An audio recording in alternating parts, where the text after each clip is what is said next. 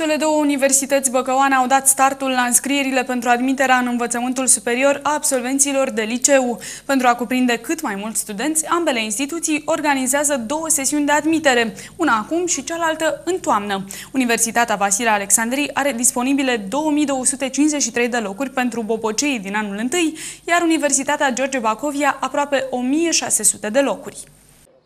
După ce absolvenții claselor a 12 au trecut de emoțiile examenului de bacalaureat, acum a venit rândul universităților să facă oferte educaționale atractive pentru a-i convinge să urmeze și studii superioare. Ambele universități din Bacău, respectiv Vasile Alexandrii și George Bacovia, au dat deja startul înscrierilor pentru admiterea în anul universitar 2011-2012. La Universitatea Vasile Alexandrii din Bacău, pe data de 11 iulie 2011, pentru cele 510 locuri bugetate, 1443 de locuri cu taxă și 300 de locuri alocate pentru învățământul la distanță sau învățământul fără frecvență. Până acum, la universitate s-au înscris 571 de candidați, în principal pentru cele 510 locuri bugetate. Admiterea la cele 5 facultăți ale universității, respectiv Facultatea de Inginerie, Facultatea de Litere, Facultatea de Științe ale Mișcării, Sportului și Sănătății, Facultatea de Științe și Facultatea de Științe Economice, la care se adaugă Facultatea de Științe ale Educației, de pregătire a personalului didactic, se face numai pe bază de dosar fără probe suplimentare. Media generală de admitere, calculată cu 3 decimale, este stabilită în proporții egale de 50% între media de bacalaureat și media generală de absolvire a anilor de liceu. Departajarea candidaților cu medii de admitere egale se face în funcție de media de la BAC, care are prioritate, și apoi după media din ultimul an de liceu. Un candidat poate depune un singur dosar de înscriere, dar poate opta pentru una sau mai multe specializări. Candidatul respins la prima opțiune poate ocupa următoarele opțiuni, în funcție însă de locurile rămase libere. Pentru candidații care nu au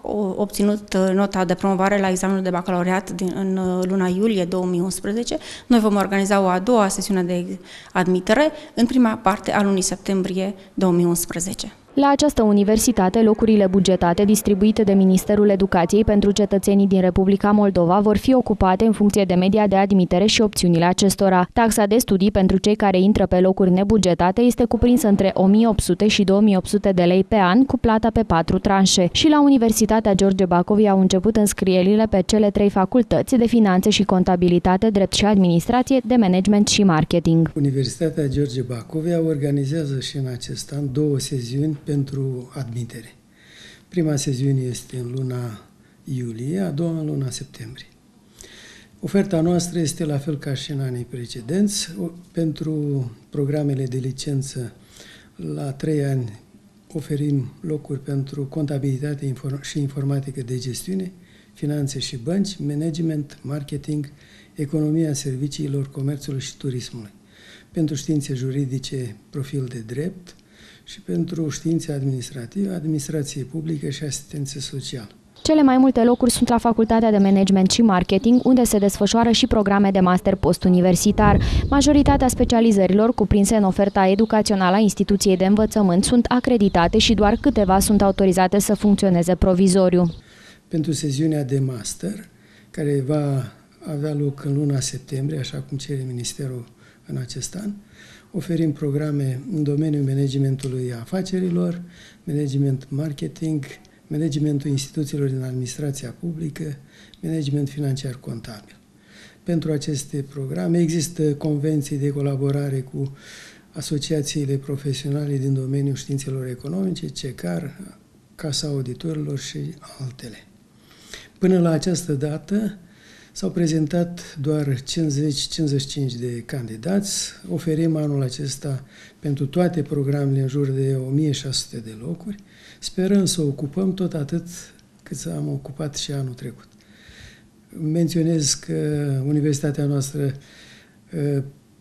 nu se așteaptă la o ocupare completă a numărului de locuri.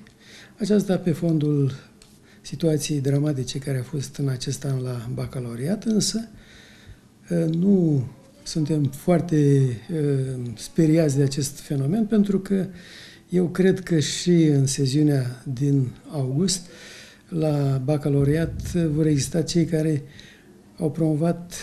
nu au promovat o singură disciplină și atunci e posibil ca numărul absolvenților cu examen de bacalaureat în luna septembrie să fie la fel ca și în anul trecut.